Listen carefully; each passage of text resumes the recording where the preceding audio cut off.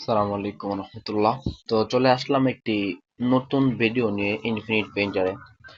তো যেহেতু আমার নতুন সেই হিসাবে আমাদেরকে শুরু থেকে শুরু করব, বেসিক থেকে শুরু করব। তো বেসিক থেকে শুরু করার জন্য আশা করি কিছুটা হলেও আপনাদের জানা আছে যে আমাদেরকে কিভাবে গাইডলাইন নিতে হবে, আর জানা না থাকলেও আমরা এই অপশনটা থেকে চাপ দিয়ে গাইডলাইনটা নিয়ে নেব।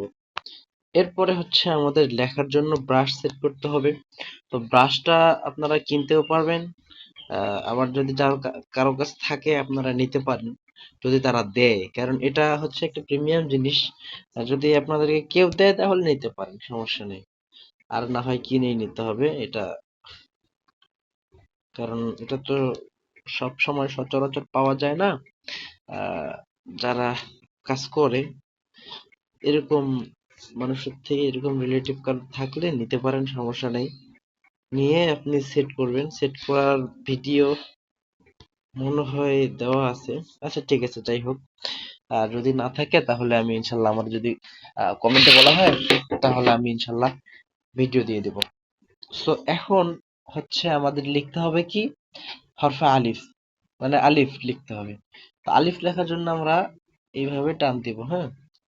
তো টান দেওয়ার পরে দেখেন এখানে কিন্তু একটু মাথা বেশি বের হয়ে গেছে। এরপর আমরা ইরেজারে আসবো, ইরেজারে এসে পাওয়ারটা কমাই নেবো যাতে অন্য কিছু কাটা না যায়। তো এটা আসার পরে ইরেজার সব থেকে, যে ক্যালিগ্রাফিতে আসার পরে সবার উপরে যে ইরেজারটার মানে যে ব্রাশটা আছে ওই ব্রাশটা দিয়ে কাটলে সব থেকে বেস্ট কাটা যায়। এই হচ্ছে আলিফ, আমি বলেছি। তো এখন আলিফের একটা জিলবা আছে, যেটা নাকি গেট আপ বলা যায় আর কি, এরকম করে দিলে এটা সৌন্দর্য বেশি হয়। এটা হলো আলিফ। সো এখন আমরা লিখবো বা। হ্যাঁ, তো বা লেখার জন্য আমাদের কি করতে হবে কি, যেহেতু এটা আলিফ লেখা শেষ, তো আমি আলিফটা, এটা সবসময়ের জন্য আপনারা স্ক্রিনশট নেবেন, আগে নিয়ে কাজ করবেন। এটা আমি মুছে দিলাম। তো এখন লিখবো কি, বা। তো বা লেখার জন্য আগে আমাকে এভাবে নিতে হবে, এটা আরো বড় করে নেই, এই এটাকে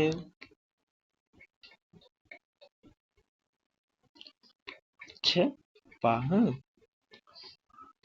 তো বা অনেক সহজ, তবে জিনিসগুলো খেয়াল রাখতে হবে যে এই মাথা সমান থাকবে, এখানে বাঁকা হবে, বলতে এটা এমন হবে, এখানে ফাঁকা থাকবে, এই জিনিসগুলো খেয়াল রাখতে হবে। সো এখন আমরা লিখবো হচ্ছে কি, আচ্ছা বা লেখার পরে আমরা যেহেতু আহ, একটা জিনিস খেয়াল করি। সো যদি আমরা এখানে নোক্তা দেই, মনে করেন যে একটু বড় করে দেই, তো এই দেখেন আমরা যদি এখানে নোক্তা দেই হয়ে যাবে তা, এরপরে যদি নোক্তা দেই তাহলে হয়ে যাবে সা।